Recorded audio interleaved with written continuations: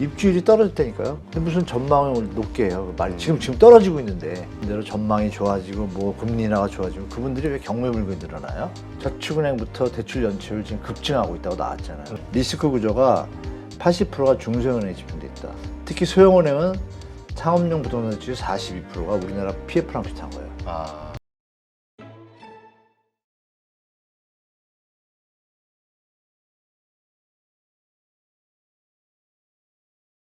네, 오늘 한문도 교수님을 모시고 또 부동산 시장 상황 한번 점검해 보도록 하겠습니다. 안녕하세요. 네, 안녕하세요. 네. 자, 일단 네. 4월 달에 또 분양 물량이 상당히 나온다 맞죠. 이런 이야기들이 있던데요. 네. 일단 상황이 어떻습니까?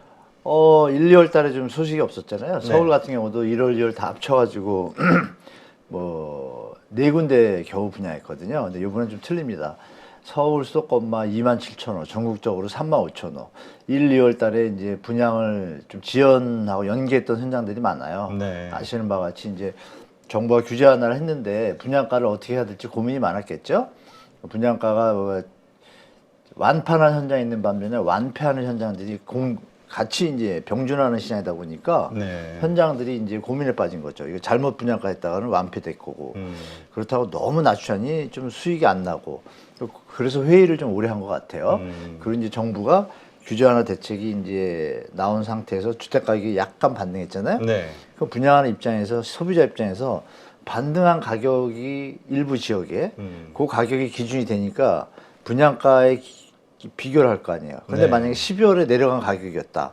그럼 만약에 분양가가 10% 높았으면 그때 너무 비싼 건데 지금은 약간 올라갔으니까 비슷하잖아요. 네. 그래서 분양사들이 좀 좋게 얘기하면 전술적 전략을 4월에 맞춘 거고 나쁘게 얘기하면 얍하게 이제 이렇게 한 거죠. 네네. 그래서 네.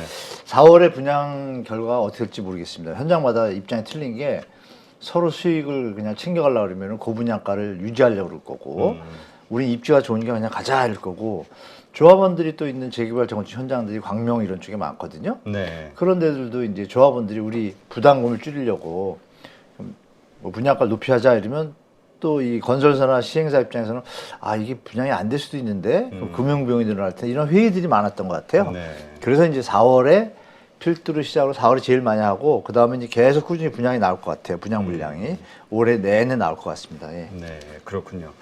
지금 뭐 그 상반기에 브릿지론, 그 부동산 PF와 관련한 브릿지론 뭐 73%가 만기가 되고 돌아온다, 뭐 이런 네. 얘기도 있고요. 네네. 오늘 나온 뉴스 보니까 2월 달 기준으로 전년 대비 199% 미분양 물량이 늘어났다, 이런 이야기도 있고 네. 상당히 좀 어려운 상황인 것처럼 보이는데 이번에 4월 달에 이 물량이 나오게 될 때 이 상황은 좀 더 꼬일 수 있겠네요.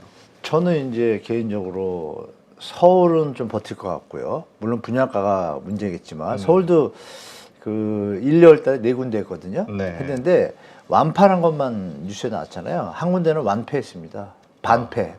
반 50% 분양? 네네네. 미분양 나가지고 뉴스에 또 그건 안 나오죠. 그러니까 우리 파료소 시청자분들이 이제 우리를 통해 가지고 아시는 거고 세 군데는 이제 완파에 된 것들이 공통점이 있어요. 현재 좀 내려왔잖아요. 네. 내려온 가격보다 다 인력 저렴하게 분양을 했어요. 아, 분양가가 좀 네, 저렴했군요. 아주 합리적인 가격. 그러니까 당연히 완판이죠. 소비자도 샤프하잖아요. 네. 많이 내려온 것 같은데 거기다 또 싸? 그러니까 당연히 들어가죠. 누구부터 또 줍줍이나 투자하시는 분도 들어가고 조건도 좋잖아요. 중도금 대출이. 그러니까 실수요자에다가 투자 수요까지 겹치는 거죠. 그러니까 당연히 완판이고 나머지 한 군데는 분양가 높으니까 네. 아 저건 답 없다. 안 들어가는 거고. 그런 게 이제 4월 달 분양 물량에서 서울 수도권이 분양이 좀 많아요. 27,000이 많은 건데 제가 볼 때 서울은 한 분양가가 문제겠죠. 핵심은. 분양가를 버틴 현장들은 버티다기보단 고분양가를 유지하려고 했던 현장들은 분명히 미분양에 나도 무순위 청약 줍줍을 기대하고 그냥 밀어붙일 거고 수도권은 좀 틀리죠 상황이. 왜냐하면 거기는 주택 보급률이 벌써 이제 60% 넘었단 말이에요. 네. 수도권은. 그러니까 이제 유효 수요가 한정적이에요. 그러니까 한 번 자빠지면 살아나기 힘듭니다. 수도권은. 그래서 수도권에서 좀 미분양 물량이 그래도 5천에서 한 7천 개 나오지 않을까. 그래서 8만을 총 물량을 이제 8만 9만대로 가지 않을까. 전국적으로 보면 그렇게 보고 있어요. 4월 분양 현장에 키워드는 분양가인데 그 결과가 나올 거 아니에요. 네. 그거에 따라서 이제 앞으로 시장 방향이 4월이면 또 특례보금자리론도 어느 정도 소진되거든요. 그럼 이제 시장이 이제 완전히 색깔이 좀 잡힐 겁니다. 4월 말 정도 되면. 네. 그때 이제 좀 분석을 좀 잘해야 될 것 같아요. 네. 요즘 그 뭐 보금자리론 이유도 있겠고 어쨌든 바닥을 좀 딛고 가격이 안정화되는 그리고 오히려 반등하는 이러한 모습 때문에 이번에 주택을 사기로 결심한 분들이 있다. 뭐 이런 숫자가 좀 나온다. 있어요. 예, 네네 좀 이런 얘기가 있던데 네, 맞아요. 일단 그때도 말씀하셨지만 이거는 일시적인 반등이라고 네. 보시는 거죠? 예, 그렇게 나오고 있습니다. 데드캣 바운스 신호가 지금 한 주만 더 가면 제가 다다음 주에 와서 분명히 말씀드릴 텐데 지금 3월 말부터요. 네. 일단 손님이 줄고 있습니다. 현장에. 아 네. 분양사무소에. 네네. 그러니까 우리가 밥 먹으러 가면 식당에 사람이 많으면 같이 사고 먹고 싶잖아요. 네. 없으면 안 먹고 싶잖아요. 그렇죠. 근데 현장에 이제 저저번 주만 3월 초 중순만 해도 부동산을 가면 손님이 있는데 또 들어가는 모습이 많았어요. 근데 지금은 안 그래요. 그럼 거기까지 말씀드리면 아시겠죠. 손님이 내방객이 좀 적어졌고 네. 거기다가 결정적으로 계약하던 분들이 많았었는데 지금은 부담된다. 더 낮은 거 나오면 주세요라고 돌아가는 분들이 많아졌어요. 네. 그래서 4월 달 거래량이 제가 계속 좀 초미의 관심사로 보고 있는데 현재 분위기는 더 치고 올라가지 못합니다. 거기까지 파악이 됐고 바로 이제 꺾일지를 이제 아까 분양 현장 이거랑 겹쳐가지고 4월 한 말 정도 되면 확실한 데드캣 바운스 모습이 나타날지 데이터가 정확히 그냥, 나오니까. 네, 횡보가 이어질지가 좀 분석이 좀 가능할 것 같아요. 네. 네. 지금 거래량 부분은 어떻습니까? 추이가? 뭐 예년에 비하면 거의 뭐 절벽이죠 아직도. 물론 아직도. 이제 1000대 기저효과라 그러죠. 뭐 6,300, 뭐 8,000. MB 정부 때 2008년도에 규제 하나 던졌을 때 그 글로벌 위기가 터졌을 때 거래량이 서울 아파트 월 거래량이 2,000건이었어요. 바닥이 1,500, 2,000건이었다가 대책이 나오니까 7,000, 8,000건대로 올라갑니다. 그게 한 6, 7개월 유지가 돼요. 그러면서 가격이 회복합니다. 아예 네. 전고점 근처까지 바로 상승이었죠. 상승 반전. 근데 지금 어떠냐면 거래량이 1,000대까지 내려갔는데 2,000대에서 3,000대까지 막 가려고 애를 써요. 서울 아파트가. 근데 평균량의 돌파는커녕 반토막 수준이잖아요. 힘이 약한 거예요. 올라가는 힘이 약한 데다가 이 현재 4월 달 초에 거래량 숫자가 잘 안 올라오고 있어요. 아까 말씀 올린 그런 현상 때문에. 네. 그러니까 4월이 지나고 나서도 거래량이 못 받쳐줘가지고 3,000대에서 그냥 왔다 갔다 한다 그러면 힘을 쓰다가 힘에 지쳐서 이제 스톱이 된 거예요. 그러면 시장이 또 어떻게 될지. 그리고 아시지만 서울은 이제 입주 물량이 올해 좀 꽤 있거든요. 그게 이제 또 5월, 6월부터 또 나와요. 요 2, 3, 4, 2월은 개포자에 마무리되고 3, 4월이 좀 공급이 끼고요. 네. 5월부터 또 물량들이 나옵니다. 입주 물량들이. 입주 물량이. 네, 꽤 나와요. 뭐 3,000세대부터 해가지고 5, 6,000세대 나와요. 그러면 그게 또 하방 요인이잖아요. 네. 그래서 4월에 확 치고 못 올라가면 5월에 좀 바운스가 꺾여가지고 완전히 내려갈 것 같고 4월에 많이 쳐주면 조금 덜 진폭이 작아지겠죠. 그래서 제가 4월 달을 좀 유심히 보고 있습니다. 네, 그렇군요. 자, 그러면 우리 지난 계속해서 여러 달 고민하셨던 부분이 이제 역전세난이잖아요. 이 지금 요 상황은 어떻습니까? 꾸준히 소리 없이 역전세가 계속 벌어지고 더 있죠. 이렇게 간격이 계속 역전세 나고 있습니다. 그러니까 지금 전세가 한국 부동산은 데이터를 보셔도 계속 마이너스거든요. 마이너스 0.34대예요. 지역별 평균으로 따지면 그러면 3%면 50주면 15%잖아요. 네. 그러니까 대충 계산해서 그러면 앞으로도 한 10% 전세 가격이 내려갈 가능성이 많다는 거고 게다가 이제 가을에 이제 전세 계약들을 많이 하잖아요. 네, 학기철에. 그러니까 9월, 10월에 아마 제가 볼 땐 물량들이 좀 나올 것 같아요. 또 역전세 그 부분도 하고 내년 초까지. 그때가 조금 지금은 이제 잠시 비수기잖아요. 네. 우리가 전세 계약도 안 할 때고 학기 초나 곧 끝날 때쯤 하고 또 9월에 조금 움직이다가 12월부터 전세 계약이 많거든요. 네. 근데 지금 계속 추세가 역전세 물건들이 계속 나오고 개포자리가 지금 아직도 다 입주가 안 됐어요. 아, 그래요? 여러분들 아시겠지만 최근에 나온 뉴스 중에 입주율이 70%대거든요, 지금. 30%를 못 채우는 거예요. 음. 그럼 그게 전세나 월세 물량으로 있잖아요. 매매는 아니고요. 그럼 그 물량을 소화가 안 된다는 얘기 뭐예요? 움직이는 순간 다른 지역이 내려갈 수밖에 없잖아요. 빠져나가는 순간. 그렇죠. 그 현상이 올 한 해 서울은 계속될 것 같고 수도권도 워낙 뭐 인천 물량이 워낙 많아가지고요. 그 물량이 뭐 인천, 뭐 파주 이쪽까지 다 영향 미칩니다. 김포까지. 그래서 네. 수도권도 좀 전세 크게 힘 못 쓸 것 같고 지금 많이 내려간 지역은 좀 그대로 가겠지만 덜 내려간 지역들은 이제 역전세가 계속 이제 내년 초까지 상반기까지 나올 것 같습니다. 네. 지금 수도권 분양권 그 전매 제한이 10년에서 3년으로 3년 줄었죠. 예, 줄었죠. 이것이 또 뭔가 수요를 더 일으키지 않겠는가 이런 기대감들도 있는 것 같은데요, 시장에서는. 어떤 수요요? 그러니까 뭔가 신규 뭐 이게 분양을 대표님도 받는다든지. 뉴스 보고 얘기하시는 거 아니에요? 그렇죠. 예, 뉴스 나오는 있잖아요. 뉴스. 이게 이제 우리 기자분들한테 또 그 얘기를 드려야겠는데. 우리 자, 뉴스 골라내기? 네, 복가 대표님. 분양권이 전매가 되면 네. 청약 현장의 수요는 늘어났죠. 네. 기존 주택은요. 안 쳐다보죠, 사람들이. 그렇죠. 그렇죠? 그 청약 현장은 지금 들어갔다가 바로 파는 게 아니잖아요. 입주할 때쯤에 나올 거 아니에요, 물건이? 그렇죠. 그럼 시장이 어떻게 돼요? 유효소요가 이미 걸로 들어가서 끝나잖아요. 음. 기존 주택은 힘을 써요, 못 써요? 못 쓰죠. 연결을 잘 줘야 돼요. 게다가 둔촌주공이 만약에 지금 벌써 뭐 지금 전매 제한 풀린 기간도 아닌데 벌써 뭐 피 나온다고 기사가 이래요. 그 지역 어떤 공인중개사의 평가에 의하면 웃기죠 말도. 애매하네요. 평가에 의하면 프리미엄이 뭐 3억, 2억 막 붙었다. 둔촌주공이 벌써 이렇게 나와요. 그래요? 그거 저 시장 교란 행위죄예요. 제가 여기서 대놓고 말씀드리지만 근데 만약에 지금 팔 수도 없는 건데 불법인데 그걸 어떻게 기사를 쓰죠? 기자가 좀 이상한 분 아닐까요? 기자가 뭐라고 써야 돼요? 지금 하는 건 불법이다. 하면 안 된다. 이거는 좀 시장을 왜곡시키는 것 같다라고 써야 정상인데 앞에는 그냥 칭찬 일조로 쫙 써요. 옆에 뭐 지역과 헬리오시티와 비교해서 뭐 견줄만 하고 어쩌고 저쩌고 좋고 뭐 옆에 공원이 있고 있다고 말들 막 늘어놓다가 맨 마지막에 한 줄 단 불법 뭐 이런 거 써놔요. 네. 면피 빠져나가려고. 그러면 바쁘신 시청자분들은 앞에만 읽다가 뒤에 안 보잖아요.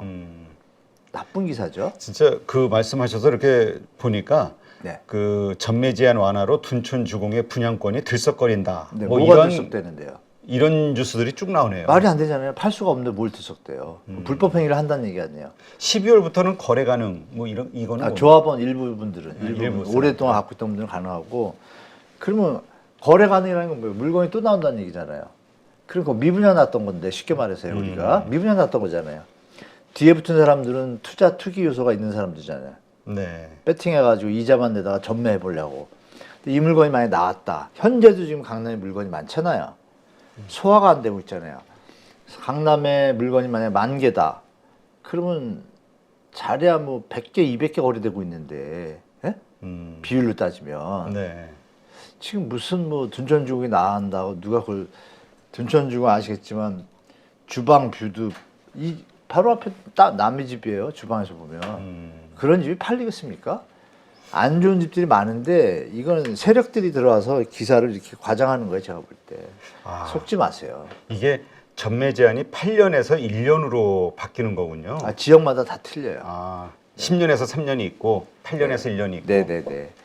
현장 사람들이 다 알거든요. 투기꾼들은 잘 알아요. 일반 분들은 잘 모르고 대표님도 모르잖아요. 그렇죠. 저도 알기는 알지만 별로 신경 안 쓰는 게 투기꾼들 노는 거에 정신 팔릴 거 따라갈 일이 없거든 제가. 그냥 실수요자를 봐야 되죠. 왜? 투기꾼들이 놀 수 있는 건 뭐예요? 실수요자가 붙어서 비싸더라도 따라올 때. 근데 우리가 지금 주택 가격이 높아가지고 지금 내려왔잖아요. 그럼 여기 지금 14억짜리가 피가 5억이 붙으면 20억인데 그러면 현재 그 1년, 2년 기다렸다 어떻게 될지도 모르는데 그 20억 주고 사고 갈 사람이 누구? 근데 왜 미분양이 났죠? 그러면? 그죠? 그러니까 미분양이 났던 걸 기억을 해야 돼요. 그리고 그렇죠. 나머지를 채워준 게 정부가 풀어준 투기하라는 제도 때문에 투자 투기꾼들이 들어왔어요. 정 안 되면 내가 그냥 들어가서 살지인데 말은 쉽지만 그 중독은 풀 들어가는 사람들 못 버텨요. 그렇죠. 그러면 작전은 뻔하거든요. 전매 제한 그 전에 물건들 나오기 시작해요. 근데 결정적으로 뭐냐 여러분. 실거주 의무 폐지 조항이 지금 타협이 안 됐어요. 여야가. 이게 통과 안 되면 내년 총선인데 지금 민주당이 만약에 이거 타협하면 민주당 진짜 비판받을 거예요. 그죠? 투기꾼 도와준다고. 그렇죠. 그러니까 민주당도 고민스러운데 마침 싸우고 있잖아요. 싸우고 있으니까 명분이 생기겠죠. 우린 투기꾼 그런 정책에 동조할 수 없다. 명분은 서요. 만약에 그렇게 되면 어떻게 되냐. 이 나중에 그 정부의 정책에 경착륙을 막기 위한 정책인데 뒤로 보면 투기하라는 정책이잖아요. 네. 그 투기를 했던 분들이 다 물릴 가능성이 많아요. 팔지를 못하고 들어가서 살아야 되는 거예요. 그럼 어떻게 되죠? 난리 납니다. 잠 못 잡니다. 그래서 역으로 어느 또 유튜버들은 마이너스 피가 나오고 있다 그래요. 왜? 실거주 의무가 불안하니까. 그거 물리면 게임 끝이거든요. 중도금 대출 이자 갚다가 인생 날아갈 수도 있죠. 그러니까 아주 혼란스러운 상황이네요. 혼란스럽죠. 그런데 기사를 근데 그따구로 쓰면 안 되죠. 기사는 어쨌건 제가 표현이 과격해서 죄송한데 네, 뭔가 이 둔촌중흥의 분양권이 뭔가 막 이렇게 상향으로 펌핑하는 움직이는 거죠. 느낌, 지금 펌핑하는 거죠. 그런 느낌의 기사들이 쭉 나오네요. 그래서 젊은 분들, 바쁘신 분들은 열심히 일하시다가 돈 좀 있는데 살까 말까 후회했던 분들이 이 기사만 보면서 쫓아가면 호갱이 되는 거죠. 바로. 그죠? 상식적이잖아요. 불법을 갖다 부추기는 기사가 기사예요. 이거 바로 언론중재위원회에 고소해야겠습니다. 진짜 이제라도 둔촌주공 사겠다면 12월을 노리세요. 그러니까 말 표현들이 좀 그렇잖아요. 너나 사라 이런 댓글 보면 너나 사라 같은 데 쭉 뜰 거예요. 그죠? 네. 너나 사세요 이런 것들. 그러니까 이거 좀 조심하셔야 됩니다. 아직 그리고 또 경제 상황이 이렇게 녹록치 않잖아요. 여러 가지. 어떤 게 설지 모르는데 훅 꺼지거든요.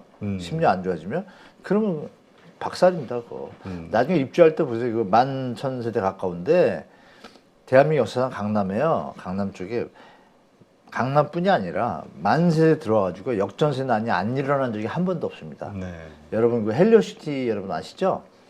헬리오시티 2019년도에 부동산 상승기였잖아요. 좋았잖아요. 네. 그 입주할 때 난리 났습니다. 역전세 나가지고 사람을 못 채우니까 지금 말한 대로 투자하시려는 분들이 전세를 채워야 되는데 갑자기 살던 사람이 어떻게 그 많은 물량을 다 채워요? 그렇죠. 그러니까 못 채운 사람들이 어떻게 돼요?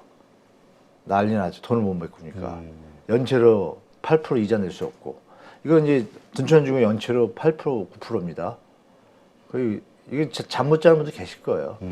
근데 이 아까 어떤 공인중개사 평가 그분이 진짜 맞다라면 너나 사세요 하면 되죠. 그 비싼 걸 여기 왜 사요? 저는 비싸다고 봅니다, 솔직히. 근데 여기 이 신문 기사들이 언급되는 게 입주 전망 지수가 올라가고 있다. 뭐 이렇게 나오는데 이게 뭔 얘기입니까? 무슨 이러니까 뭔가 데이터가 있는 것 같은 느낌죠. 전망 지수잖아요. 전망이잖아요. 무슨 거짓말을 오를 것 같아 이런 거. 네, 우리는 전망에 대해서는 예측의 수준으로 보시고 참고할 뿐인데 현재 입주율이 안 좋잖아요. 네. 이번 달 그 기사 뒤에 나온 바로 다음 기사가 뭐냐면 입주율이 저번 달에 조금 상승했다가 1, 2월에 규제 완화로 약간 상승했어요. 그게 한 3, 4% 돼요. 네. 근데 3월 달에 다시 입주율이 떨어졌어요. 그럼 뭐예요? 입주율이 떨어졌다니까요. 근데 무슨 전망을 높게 해요. 말이 지금 떨어지고 있는데. 그거는 뭐냐면 규제 완화 대책으로 앞에 것만 좋은 것만 갖다 붙인 거예요. 보세요. 1, 2월은 맞아요. 12월에는 입주율이 더 낮았거든요. 그때 그냥 규제 완화 대책이 나오고 이러면 입주율이 올라갈 거다. 올라갔어요. 70 이렇게 올라갔어요. 77인가 6까지 갔다가 떨어졌다니까 지금. 3월에? 그럼 4월에 올라갈까요? 떨어질까요? 어떻게 알아요? 알 수 없죠. 떨어질 수도 있잖아요. 근데 그거를 전망이라는 건 뭐예요? 누구한테 물어봤을까요? 끝. 여기까지 얘기하면 다 아실 거예요. 그죠? 네. 네. 근데 그 이번에 한은에서 금리 동결을 했잖아요. 그러니까 또 이런 생각하시는 분들, 물론 지금이 금리가 높지만 이렇게 조만간 이제 이렇게 동결되고 뭐 금리 인하라는 어떤 수순으로 가지 않을까? 그래서 이제 다시 조금만 버티면 다시 이 이자 부담이 낮아지지 않을까? 결국 부동산은 살아나지 않을까? 대단한 양반들입니다. 제가 그냥 사례를 말씀드리면 이해되실 거예요. 2008년도에 금리 2%였습니다. 네. 2%일 때 규제 하나 더 치니까 다시 예전 가격을 고점을 회복했다 그랬잖아요. 네. 그 뒤로 이제 힘이 뒤에 따라오는 사람이 없으니까 못 받쳐주니까 그 뒤로 내려가기 시작했다 그랬잖아요. 그때 왜 내려가죠? 금리도 2%인데? 그리고 그때 PIR 지수가요 8입니다. 8. 지금 서울은 얼마예요? 16이에요. 18에서 내려와서 16이에요. 상대적으로 가격이 너무 높은데 뭔 소리 하시는 거예요, 그분은? 좀 정상적인 분들 얘기를 질문해 주셨으면 좋겠어요. 신문을 보면 다 우리가 비정상이 되는 거군요. 금리 2%, 아니, 제가 말씀드리잖아요. 금리 2%인데 반짝했다가 힘만 받쳐 내려오는데 지금 금리 3.5인데 그죠? 그럼 예전에 2배란 얘기잖아요, 부담이. 그렇죠. 그런데 집값이 2배 더 올랐어. 음. 그럼 부담이 4배가 늘어났는데 어떻게 지금 부동산 살아나요? 그래, 안 맞잖아요, 기본적으로. 그렇죠. 그래서 힘이 약할 수밖에 없잖아요, 그죠? 그러니까 제가 볼 때는 그거는 좀 너무 장밋빛 바람이다. 제가 볼 때. 제가 볼 땐 지금 암만 소득 상황이나 이거 비교해봐도 그 값을 다시 따라가기 힘듭니다. 근데 하긴 이런 뉴스도 있네요. 그 영끌족들이 더 이상 그러니까 못 견디고 막 네. 포기해서 경매가 지금 한 달 만에 60% 급증했다. 그런 기사 좋죠. 이런 뉴스. 그게 이제 팩트잖아요. 그러면 지금 말씀하신 대로 전망이 좋아지고 뭐 금리 인하가 좋아지고 그분들이 왜 경매 물건이 늘어나요? 어떻게든 간에 땡빛을 내서라도 메꾸고 버티겠죠. 그렇죠. 포기한 거잖아요. 왜? 자기가 볼 때는 아니거든. 본인이 알거든요. 집을 내는 데서 보러 오는 사람이 없으니까. 보러 오는 사람이 없어요, 지금. 그렇죠.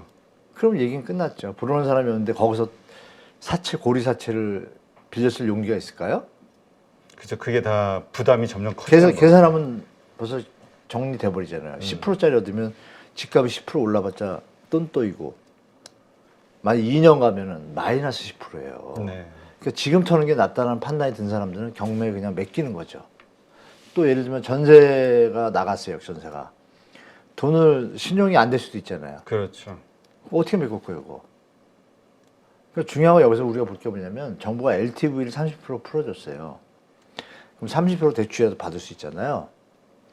그걸로 메꿔도 안 되는 분들이 지금 경매가 나오고 있잖아요. 근데 그분들도 빚을 낸 거 아니에요, 결론은. LTV를.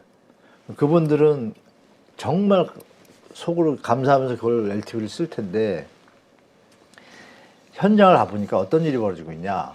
은행들이요. 나라에서는 LTV를 풀어줘가지고 그 빈 거를 채워가지고 어떻게 하라고 하는데 은행에서 심사를 하니까 이 사람이 불안한 거예요. 그렇죠. 상태가. 왜? 올인을 했으니까. 못 갚을 가능성이 많으면 은행 입장에서 피곤하잖아요. 그걸 그렇죠. 빌려줬다 찾을래요. 자기 돈 떼이는 거니까. 그렇죠. 그 찾을래도 피곤하고 돈이 더 들어가고. 그러니까 은행들이 잘 안 해주고 있어요, 지금. 현장에서는. 네. 그러면 이제 여러분 기억을 다시면 1월 1일부터 변동된 코픽스 금리가 적용되잖아요. 그래서 아마 1월부터 지금 압박을 다 느끼실 거예요. 좀 네. 과도하신 분들이. 그럼 1월, 2월. 한두 달은 괜찮죠. 3월 부담되기 시작하죠. 그렇죠. 이게 3개월 더 가면 이제 좀 지금 투잡하시는 분들 계신데 그걸 3년 할 수 있을까요? 힘들죠. 그렇죠. 일시적이면 몰라도. 네, 그래서 제가 볼 땐 지금 좀 내려왔다가 반등한 게 도리어 약이 아니라 독이 될 수도 있는 독이 거예요. 될 수 있다. 네, 그래서 아직 그런 혼재된 시장 상황이니까 지금 경매가 늘어난다는 얘기 벌써 뭐 반증이 되잖아요. 네. 경매가 늘어날 이유가 없잖아요. 더 줄여야죠. 그래서 경매가 늘어나는데 결정적으로 낙찰률도 낮아지고 있고요. 낙찰가율도 70%대로 낮아졌어요. 서울 아파트가. 딴 데도 전국 다 똑같아요. 그래서 시장을 너무 기사를 쓰시는 분들 이거 리스트 한번 작성해야겠어요. 보면 아주 패턴이 비슷해요. 그렇죠. 보면 한번 리스트를 쭉 적어야겠어요. 제가. 네. 알겠습니다. 하여튼 우리가 하나의 뉴스를 보고 그 현상을 다루고 있는 뉴스를 보고 이렇게 마음이 금방 이렇게 바뀌는 게 아니라 네, 뉴스 정확하게 다각적으로 맞습니다. 팩트 체크를 파리로 해봐야겠군요. 보셔야죠. 감사합니다. 한문도 교수님을 봐야죠. 두 개 다 보시면 돼요. 네. 여기서 요약 드시고 또 다 보시면 되죠. 알겠습니다. 요즘 그 미국의 상업용 부동산 네. 위험하다. 이번에 또 SBB 파산 뭐 이런 상황 벌어지면서 네. 이제는 다음 미국 국채에 이어서 상업용 부동산이 될 것이다 이러면서 막 불안감이 막 커지고 있는 상황이거든요. 네. 그러다 보니까 우리가 막 미국 얘기를 하면서 문득 이런 생각을 하는 거예요. 우리가 지금 남 일할 때인가? 남 얘기할 때인가? 정확하십니다. 네. 우리도 부동산 PF 문제 뭐 심각하다. 맨날 새마을 금고니 뭐 맞아요. 제2금융권이 흔들린다고 하는데 네. 우리는 도대체 상황이 어떨까? 이게 되게 불안한데 네. 이 피치 세계적인 신용평가사죠. 여기서 좀 네네. 궁금했나 봐요. 우리 추경호 장관에게 질문을 했네요. 네. 한국에 뭐 부동산 문제 없습니까? 그랬더니 이 부분을 좀 설명 좀 해주시죠. 긍정적으로 대답하셨다고. 긍정적으로 대답할 수밖에 없죠. 장관이니까 거기다 대고 뭐 좀 문제 있다 이럴 수는 없잖아요. 네. 가셔가지고 뭐 PF 관리도 잘 되고 있고 가계 대출 연체율도 안정적이고 이렇게 얘기를 한 거예요, 답변을. 근데 어제 뉴스에 나왔잖아요. 며칠 전에 저축은행부터 대출 연체율 지금 급증하고 있다고 나왔잖아요. 네. 왜 거짓말을 하죠, 장관님이? 그러니까 피치가 피치 못할 일이 사정이 있었나 보죠. 그러니까 근데 여러분 더듬어 보시게 장관님은 그렇게 얘기할 수밖에 없죠. 국민의 어떤 심리를 좀 안정시키기 위해서. 그렇죠. 그건 뭐 이해가 되는데 더듬어 보시면 이분이 뭐 글로벌 금융이나 IMF 때도 다 이쪽에 근무하셨고 그때도 뭐 멀쩡하다고 하셨던 분이에요. 다 터졌잖아요. 그러니까 이분 말은 그냥 국민의 마음을 안정시켜서 한다라고 그냥 받아들이면 좋을 것 같고 그나마 이제 모니터링을 열심히 하고 있다. 이건 작년에 발표했잖아요. 이게. 네. 하고 있는데 뭐 전혀 문제 없다 이렇게 얘기하면 안 되겠죠. 표현이 기자가 이제 이거를 워딩해서 전부를 안 쓸 것 같아요. 제가 볼 때는.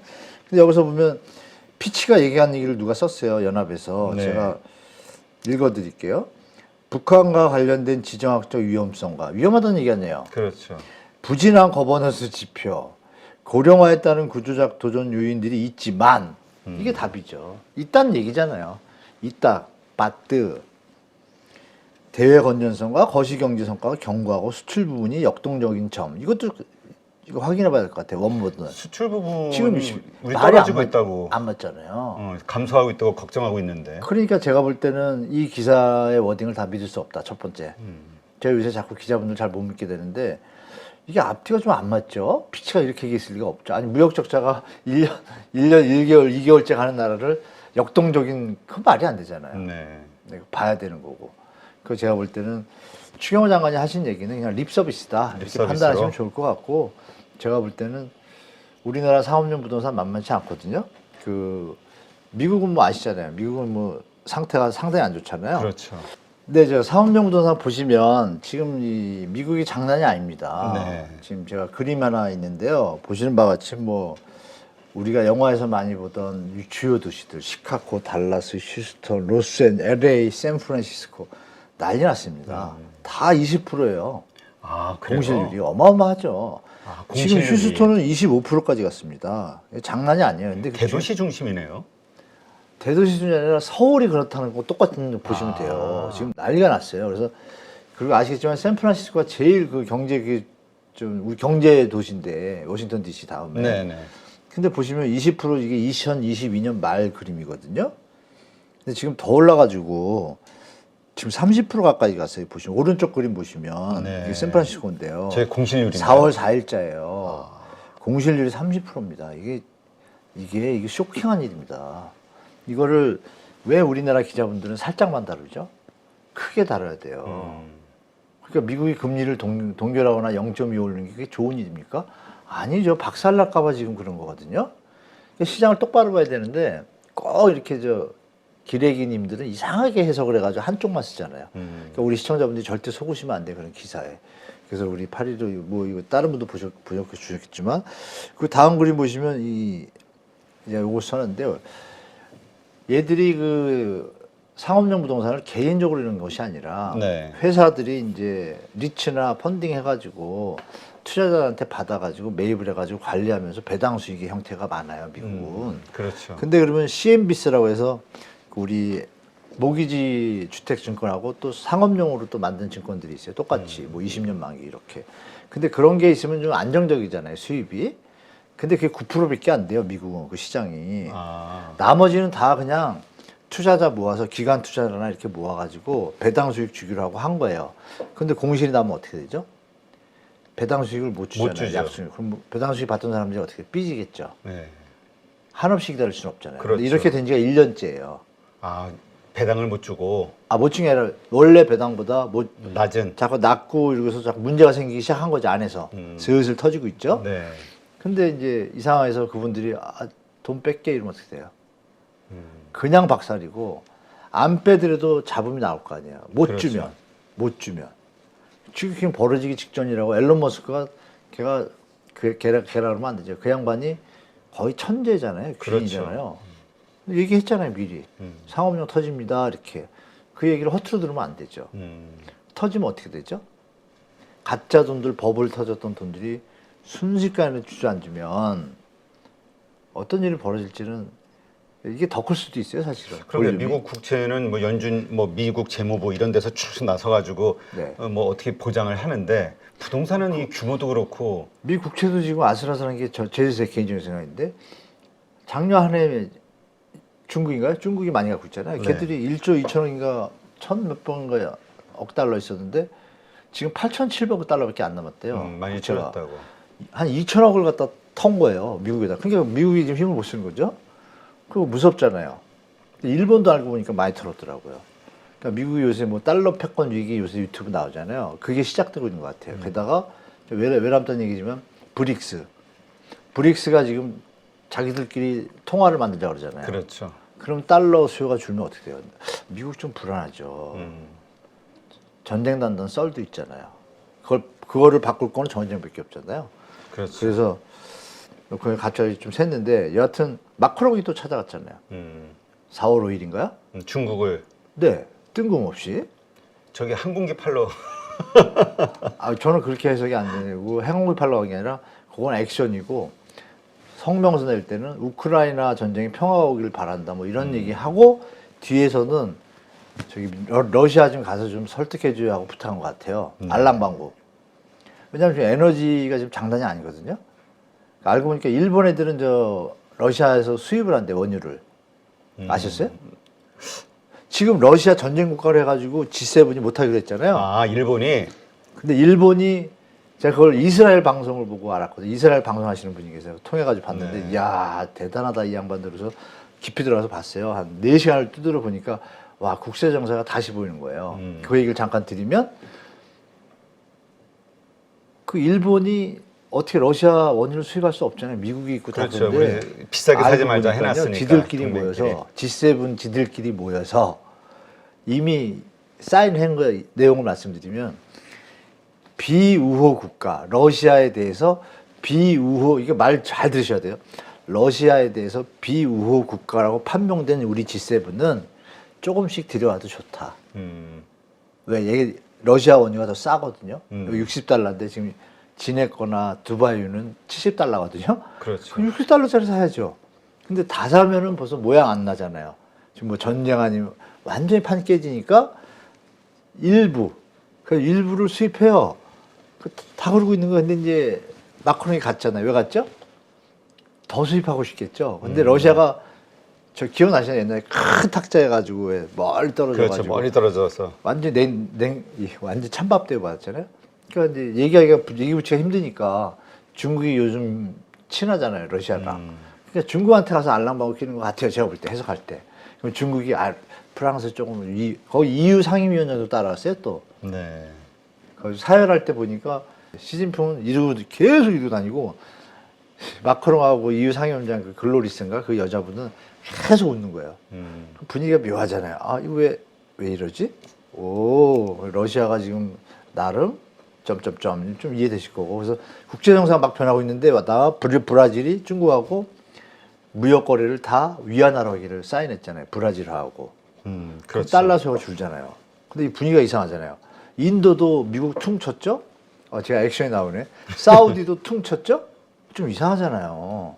미국이 좀 불안할 거예요, 사실. 그래서 네. 그런 것도 보시면서 하여간 상업용이 그러면 어떻게 되겠어요? 국제 정세가 불안하면 상업용이 살아날까요? 그렇죠. 오히려 더 부담되죠. 어려워지겠죠. 그러니까 그런 것도 우리가 보셔야 되고 마지막으로 미국 상업용은 결정적인 게 뭐냐면 이 대출을 한 은행들이 우리나라 새마을금고처럼 중소형인 거예요. 80%가 이게 데이터에 나온 건데요. 아, 대형보다는 제가 소형이 다 읽어보고 정리해 보니까 이렇게 나오더라고요. 리스크 구조가 80%가 중소형은행에 집중돼 있다. 난리 났어요 지금 속으로. 특히 소형은행은 상업용 부동산 대출 42%가 우리나라 PF랑 비슷한 거예요. 아, 배팅해서 수익 나눠먹기. 왜 수익률이 떨어지니까. 그렇죠. 그러니까 여기도 뭐 터지겠죠? 우리나라를 이제 거기서 체크해 보니까 제가 비아파트 부분에 지금 보면 저축은행은 84%, 증권사 70%. 이거 무서운 얘기입니다. 아, 이게 국내 상황이군요. 네, 이것도 제가 조사 쫙 해가지고 그냥 쫙 깔끔하게 해놓은 거죠. 여신 전문 회사도 66.5%. 이거 불안하잖아요, 살짝. 그렇죠. 그죠? 지금 이 얘기도 이렇게 물리창고 있잖아요. 2년 전까지 빅히트 쳤어요. 그래가지고 제 아는 부동산 사장님부터 박사님도 다 그 사업한다고 그랬어요. 지금 텅텅 비어서 난리 났습니다. 경제가 안 좋아졌잖아요. 네. 수요를 이렇게 예측을 했는데 지금 반도체도 재고가 쌓이고 뭐 안 팔리고 이러는데 창고 늘릴 일이 뭐가 있어요. 그렇죠. 팔기 바쁜데. 근데 창고 짓다가 말고 스톱한 것도 지금 많고 난리 났어요. 그 돈 회수해야 되는데 회수가 됩니까? 안 되죠. 그래서 물류창고 물건이 지금 많이 나오고 있어요. 그런 뉴스 안 나오잖아요. 그렇죠. 지식산업센터. 지식산업센터. 네, 그것도 문제고. 오피스텔도 소리 없이 하이엔드 짓다가 박살난 데 많아요. 하이엔드 아시죠? 땅 비싸게 사가지고 풀로 져가지고 비싸게 하는 거.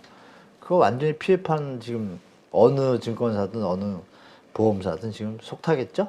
그렇죠. 그러니까 우리가 방심하거나 뭐 아까처럼 금리 인하가 돼서 시장이 좋아진다 이런 얘기는 너무 성급한 판단이죠. 왜 여러 가지 요인들이 너무 산재예요.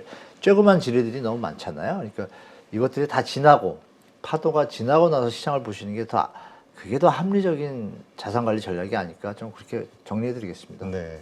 그렇다면 이제 피치사도 그냥 말만 그냥 의례적으로 듣고 네, 직접적으로 여러 가지 조사를 하겠군요. 아, 그럼요. 다 알죠. 뭐 가계 부채도 좀 완화되고 맞아, 있고 뭐 이런 심한 얘기들. 얘기 말씀드리면 일본 뭐 노무라 경제연구소 이런 애들 있잖아요. 네.